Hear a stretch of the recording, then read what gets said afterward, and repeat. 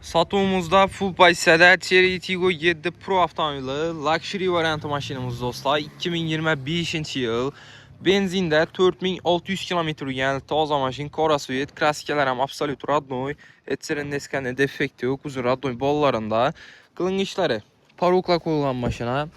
Poliklari döşəlgan ishlarini, памятник сиденья, сиденья elektronli, podogrev сиденья, кожаный salon, panorama lyuk, 360 gradus kamera, rullarında cruise control, multimedia, sport, normal, eko rejimdə də hərəkətlənib barad avtomobilimiz dostlar.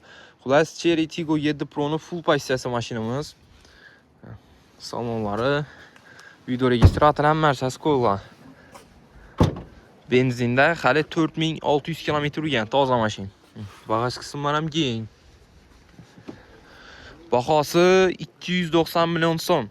Avto kredit oladigan bo'lsangiz, sizga kredit grafiklarni ham hisoblab chiqarib beramiz. Barter ham ishimiz. Barter ham mashinalaringiz bo'lsa, sizlarning ustidan pulni kelsak, barter ham qilamiz do'stlar. Qiziquvchilar bo'lsa, kelib xarid qilaverasizlar.